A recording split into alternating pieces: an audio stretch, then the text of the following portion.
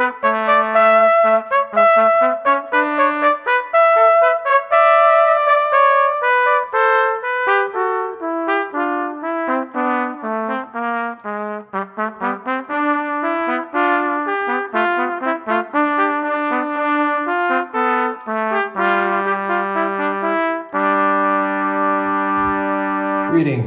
Today's guest is a Bach Mercedes trumpet made in the Mount Vernon factory in 1957.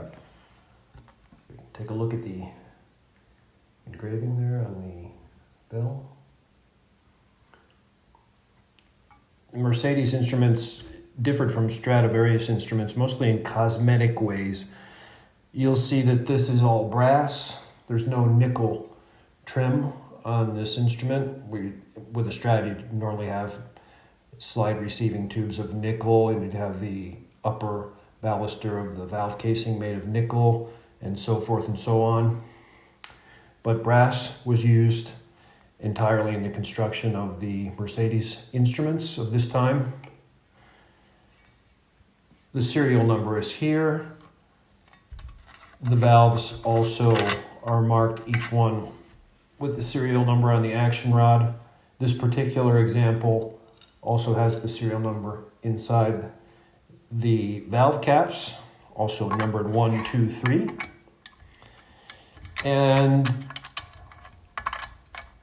not even the bore is marked on this instrument. We'll find out why in just a minute. As far as the bell and lead pipe are concerned, we'll have to check out the shop card and see what that says. Looking at the shop card, we have the serial number, the model, Mercedes. It is a trumpet, and you have the bore, valve bore, 453 thousandths of an inch, so it's a medium bore horn. All Mercedes were medium bore horns. Later on, this expanded to 456 thousandths of an inch in the last years of Mount Vernon production. Valve model E, valve fit.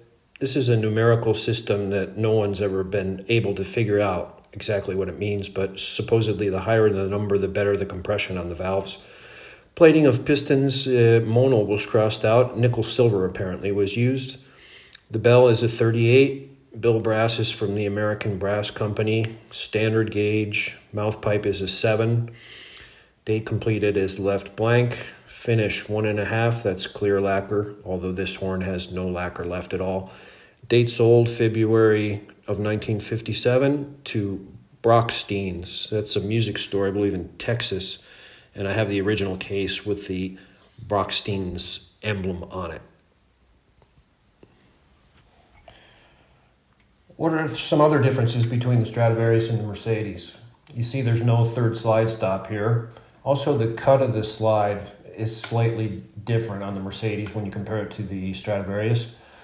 Mercedes trumpets and cornets were supposed to receive initially 2-piece bells with the seam here, less expensive to make.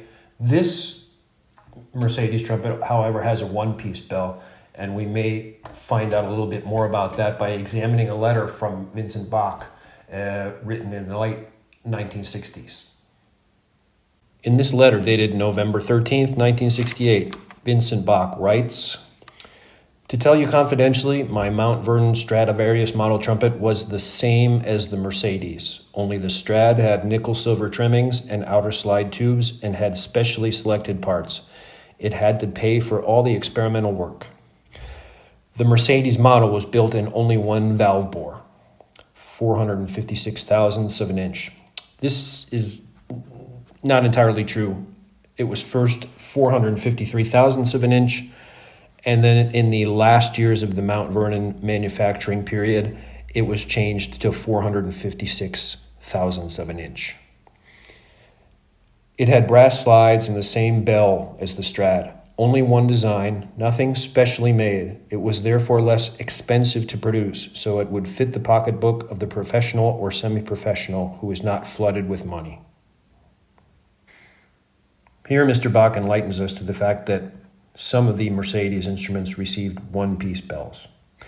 It happened that some of the hand-hammered bells had slight work deficiencies. Either the bell seam showed a flaw and had to be touched up with silver solder, or the bell rim was not perfectly round or correctly spun. All this would have had no effect on the playing qualities, but may give reason for complaint.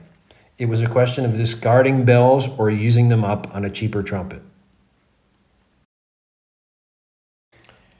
Incidentally, there are two more videos about Mercedes trumpets in this playlist. One is from the 1940s, made in New York, and another one is from the 1970s, made in Elkhart. Check those out if you're interested.